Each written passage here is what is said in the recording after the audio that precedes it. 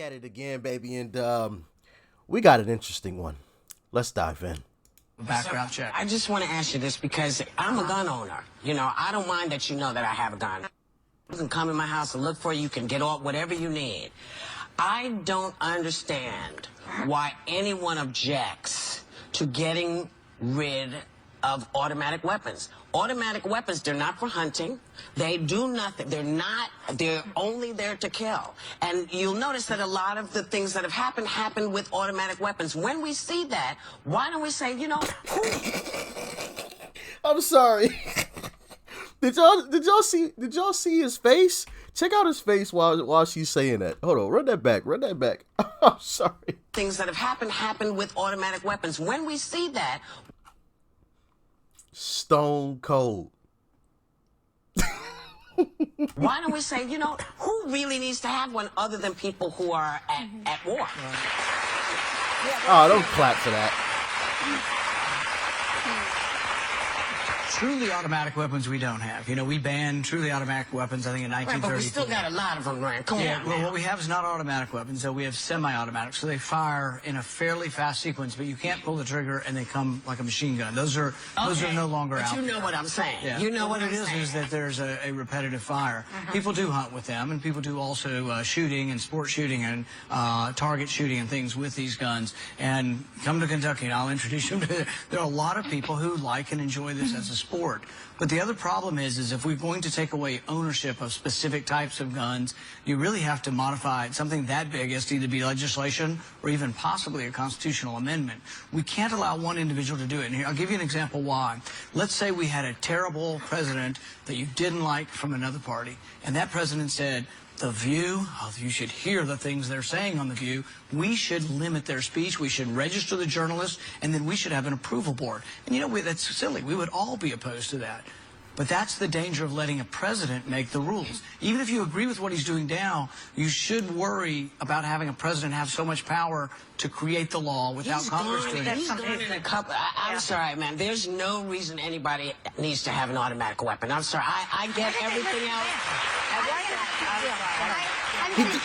He literally just broke it down to you, and it's to protect against tyranny. Like he just broke it. Like it was just in one ear and out the other. See, and that's the problem with a lot of folks that I've been finding is they're not listening to hear what it is that you're saying. They're listening to respond, and those two things are totally different. Listening to hear or understand what somebody is saying is totally different than just listening to respond. She was just listening, waiting until he shut up so she could respond. She wasn't listening to try to understand where he was coming from and his reasoning behind what he was saying. Like, it was just, and that's why it's so frustrating to watch some of these things, because just like, he literally just told you, and you're still saying, I don't know. He just told you. Do y'all get frustrated too watching some of this stuff? I know I do. Sheesh Louise. And we're going to because I want to get to this for sure. Kelly, you have written a book and you talk about the ups and downs of the campaign trail and what gets you through those more difficult times, and those are your best friends. And so you've written True and Constant Friends, and I want you to tell us about those friends and what your book is all about. Well, the book is about 6 women that I've been friends with from the very first week of my freshman year in college. And so we've known each other since we were 18 years old. And, you know, we've been through every stage of life together. We're now all 52 years old. And we've met every year for a reunion weekend since we graduated in 1985. We live all over the country. None of us even live in the same city. And so that connection, that sort of touchstone every year has been such a support system to me. We're all very different. We have different points of view. I mean, it's much like this. You just have this incredible sounding board. But down deep, we just... Much like this.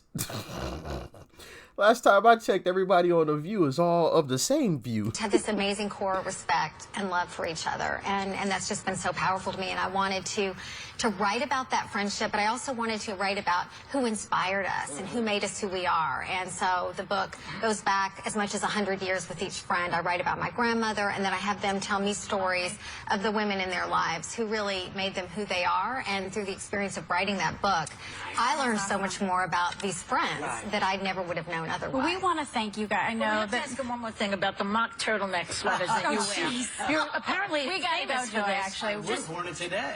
but I was told I couldn't wear it. What do you, Mrs. Paul? What do you think about those? Just a yes or a no. It's a good look, but we just want to say thank you for being great sports. You guys are a lovely couple. We talked about his wanting to pull troops out of Syria, and everyone saying, if we do that, we're abandoning the Kurds. That's not a good idea. And a lot of folks are saying he crossed the line with a bad decision, but you don't say that. Why? You know, one of the things I've always supported about President Trump is actually one of the things I liked about President Obama, that we said we were overextended, that the Iraq war was a mistake. I think it's one of the reasons President Obama beat Hillary Clinton, because Hillary Clinton had supported the Iraq war. I still think the Iraq war, regime change in the Middle East, and these wars are senseless. So does President Trump. He doesn't want to get us involved in another Iraq war in Syria. If anything, Syria is more complicated. The other is a practical concern. You have 50 soldiers. They're talking about moving 50 soldiers. Who goes to war with? And did you notice that? And it's crazy that I even have to acknowledge this these days, but it speaks to the times that we are in. He gave credit to two opposing presidents. He gave credit to a president that supported the left, and he gave credit to a president that supported the right. Where they did something that he felt was the right thing to do, he gave them both equal credit.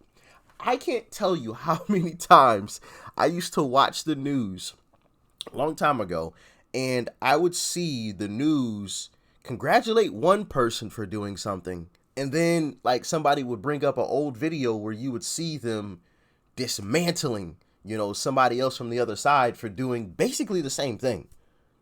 And it was just crazy to me. And we still see it today. You know, congratulating one side for doing something, or turning a blind eye and ridiculing the other side for doing something very similar, and trying to convict them under the full extent of the law, or whatever the case may be. And it's crazy. So I just wanted to acknowledge that, because that's rare these days. That right there is very, very rare, that fairness. 50 soldiers. You have 50 soldiers and tens of thousands of Turkish troops amassing. The Turks are also allies. The Free Syrian Army were our allies for 7 years. They're allied with the Turks. The Kurds have been our allies. The Kurds, in all likelihood, are now going to be allies of Assad to try to carve out a place in Syria for themselves. It's a really complicated question. I guess from my perspective, I say, any of these people out here, their kids have to go to war. War's not a chess game. People lose their limbs and people die, and I think it's the least we owe to the kids that we're going to send into this war. Why are we going to war, and who are we fighting? But isn't there... So, go ahead. I'm sorry. So if you have allies and they are working with you and fighting with you, and 24 hours somebody wakes up and says, "No, we're out." Right. Is that the right way to do this? I think the way we look at war is we don't look at No. Is that the right way to do it? Let me answer the question. Okay. When we decide whether or not we're sending our young people into harm's way, we should obey the Constitution, which... It's you know, it's easy for people to send somebody else or give away somebody else's money. Why doesn't just Whoopi join the army and go fight? You go fight. I mean, since you're so concerned, you go fight. Obviously, I'm joking, but sheesh Louise, let the man speak. Says we should declare war and put them in a war theater. But let me finish. Okay. And here's the thing about it, is if you ask these people, Lindsey Graham and the Cheney war and all these warmongers that want to stay at war forever, who are we going to declare war on? They don't know who. We're going to declare war on Turkey, our ally, Should we the ever Free Syrian walk Army, out our ally? in the middle? It's like walking out. We should never be there in the first place. That's not the question, though. No, that's all good. But see, the left agreed but with we're me for in so there. many years. For so many years, the left agreed with me. I am that neither these left nor right. I'm just American. I want to know. Nah, that's a lie. I can clearly see what she's about. Should we be taking? Should we be walking out on people with this time? But here's the thing is, left and right have agreed in the past that regime change doesn't work. When we got rid of Hussein, we got chaos and more terrorism. When we got rid of Gaddafi, chaos and more terrorism. But Senator, it's we're incredibly here now, though. expensive as well. But we're here. Yeah. We're not really here. We got 50 people. We're not here. doing anything. Yeah, but frankly, 50 people hold on, is very symbolic, Hold on. and that is why it and kept you tell their parents Turkey that. from invading. You tell their parents Isn't that true? You tell the parents of those 50 kids how great the symbolism was when a suicide bomber blows up all 50 50 But kids. didn't it You keep tell them Turkey why- from no, invading? No, I'm not. and pulling them? No. Ooh, that's rough. She ignored that question. You go tell those parents. When something happens to their kid, when something happens to their children, for symbolism. Gave You tell Turkey their parents. the green light. You tell their Isn't parents that why true? they're there. But isn't that true? You tell their parents why they're Isn't there. it true that Turkey You did tell not them How do you invade feel because about we have how do you feel about So the video that we're seeing of the Kurds getting slaughtered? I find the position of pulling out of these wars, that's a popular one, and I am there. There's a difference in having a strategy and leaving the Kurds there to die, which is where they are now. They are left there to die, and that is now, here's what I'd argue. That's simply wrong. It's the That's GOP's simply wrong. problem. That's simply well, wrong in an ISIS fighters, accusation. as being reported, thousands are going to escape from these prisons because the Kurds can't protect Well, no, themselves. Up to 70,000, according to a NATO official. What's the people who don't like the Is that a policy? safer world with That's the ISIS people, running around? That's the people who want to stay forever. These are the same people. I don't want to stay forever, let me but isn't finish there a answering the strategy? question, okay? I let you talk. You let me talk. These are the same people. These are the same people that would still have us in Vietnam. These are the same people who always say, stay at war, stay at war, stay at war. It has not helped us. We've been in Afghanistan for 19 years. The same people complaining about this. The Cheneys, Lindsey Graham, you know what they say about Afghanistan? It would be precipitous to leave. We've been there 19 years. There's no mission, and I'm not Walking out sending on one more people, kid. but there's more I'm not questions. voting to There's more send one questions. more Go kid ahead. to Go ahead. Of breaking our word as Americans, of breaking our words to our allies, of having people who've risked their lives, who've been there for years. And what message does that send internationally to other allies if we abandon them? I think the only duty we owe and the only oath I take is to the Constitution. I didn't promise to take the country to war. I promised not to take the country to war. So did President Trump, by the way. And but the Constitution says protecting you from enemies, foreign and domestic. Yeah. And there's many of us who feel that this puts us in greater danger because of what it means vis-a-vis ISIS. I mean, we don't live, we're not alone on this planet. And anybody who tries to make the argument that someone in Syria is a danger to our country is really not paying attention. Oh, I think Assad is in Syria and is a hell of a danger to our country and our world. Well, actually, if you look at the war is very complicated. So you had Assad on one side. On the other side, you had Sunni extremists, Al-Qaeda and al-Nusra.